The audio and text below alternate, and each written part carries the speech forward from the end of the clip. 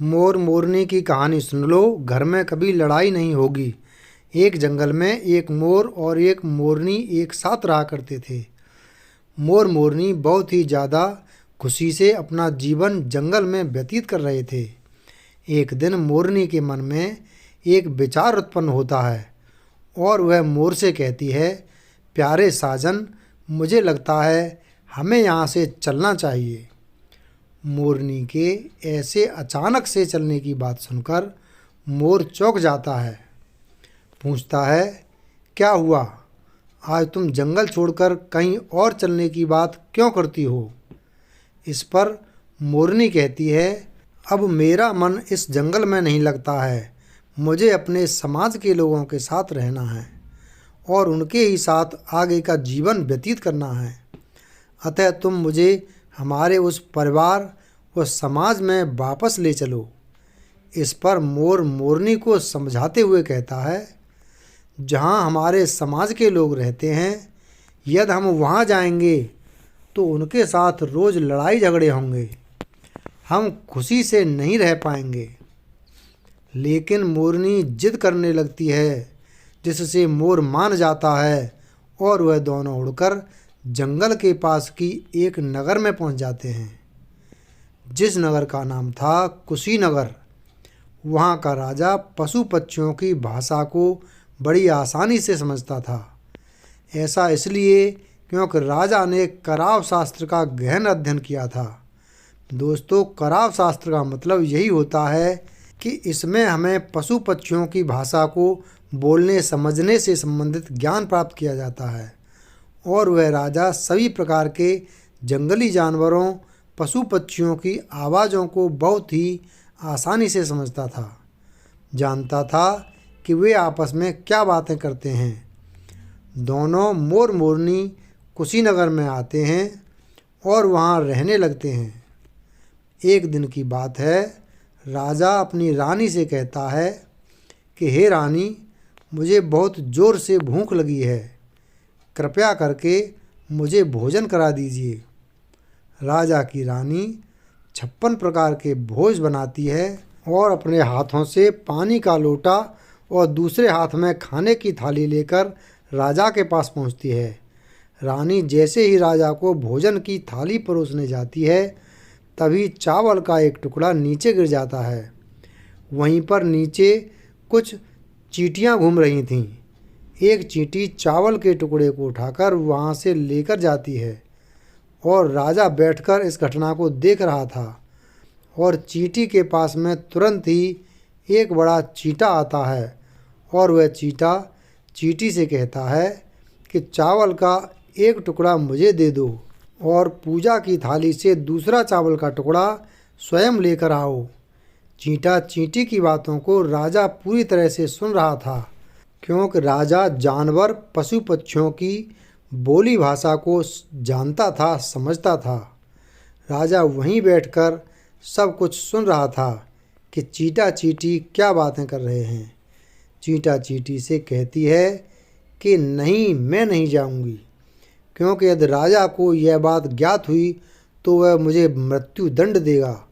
चींटी की ऐसी बात सुनकर चींटा चींटी से कहता है कि ऐसा कुछ नहीं होगा, तुम जाओ और चावल का एक टुकड़ा लेकर आओ।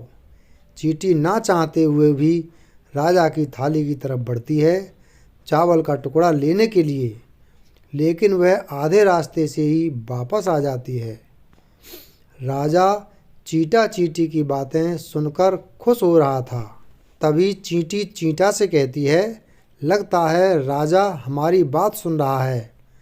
तो चींटा कहता है कि यदि राजा हमारी बातों को किसी को बताएगा तो राजा पत्थर का बन जाएगा। जब राजा हंस रहा था तो रानी देख रही थी।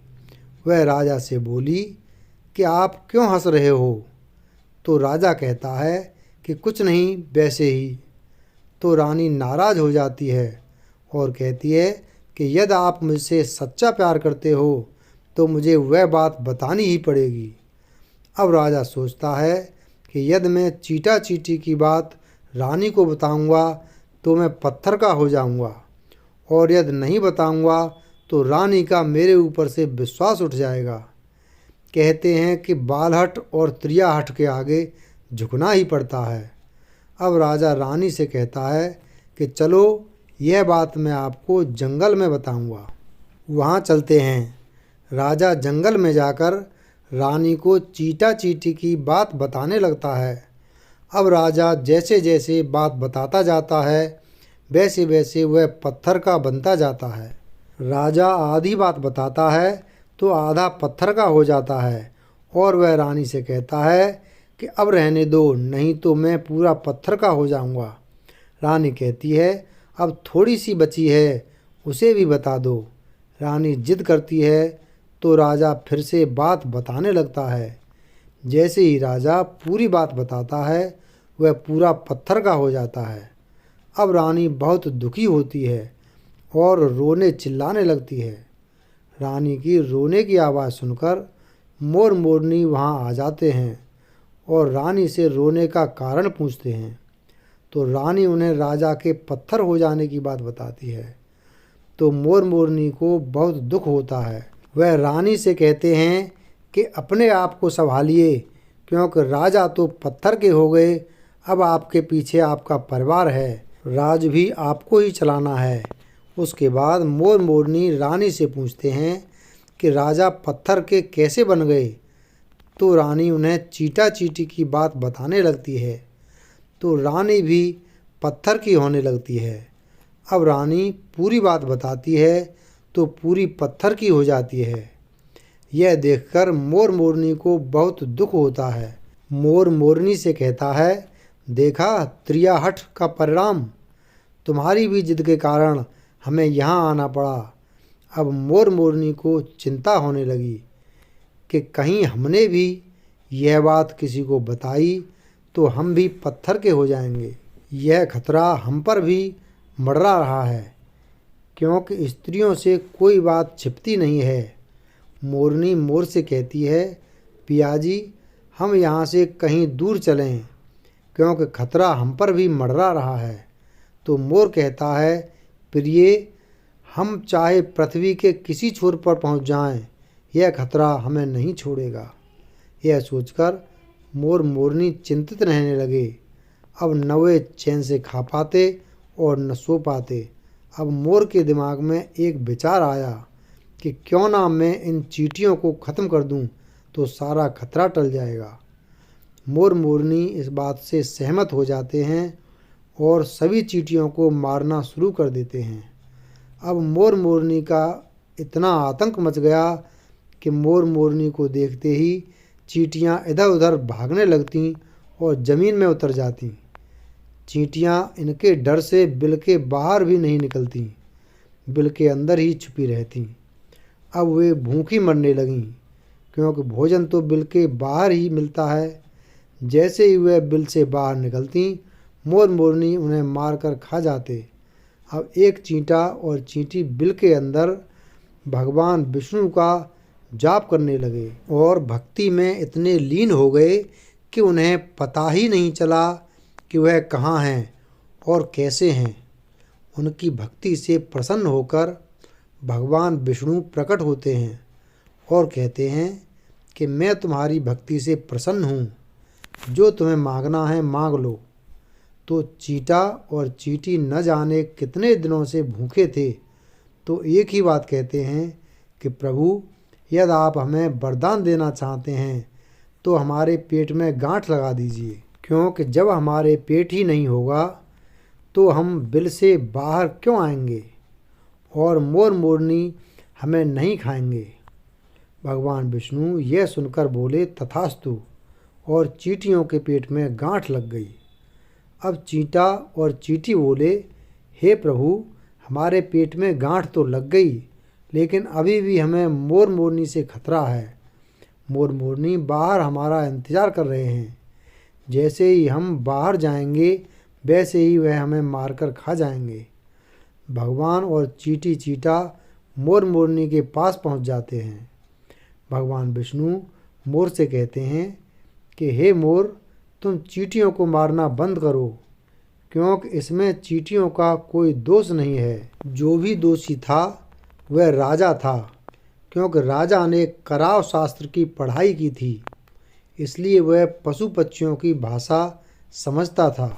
उन पशु पक्षियों का रूप भी धारण करने में सक्षम था और उनके साथ रमण भी करता था।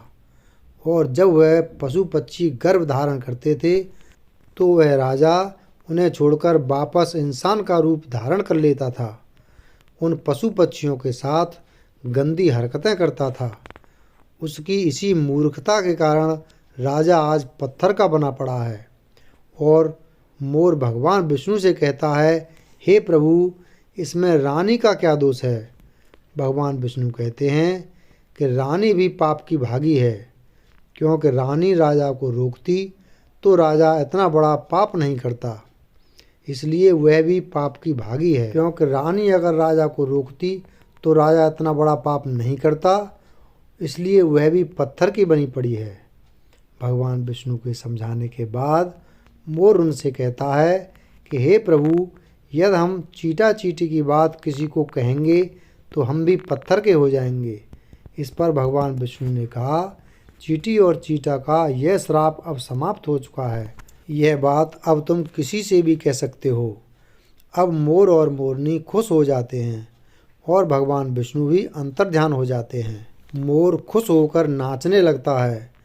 खूब नाचने के बाद मोर अपने पैरों को नीचे देखता है और रोने लगता है कि मेरा शरीर तो इतना सुंदर है और मेरे पैर फटे हुए हैं, क्योंकि दोनों ने चींटियाँ खाई थीं, इसलिए मोर मोरनी के पैर फट गए।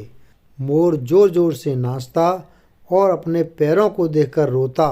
मोर की आंखों से आंसू बहते तो मोरनी मोर को धीरज बधाती और उन आंसुओं को अपनी चोंच से पी जाती। मोर मोरनी के प्रेम को देखकर भगवान विष्णु ने दोबारा उनको दर्शन दिए और उनसे कहा कि तुम्हारा यह प्रेम हमेशा ऐसे ही बना रहे, तुम धन्य हो।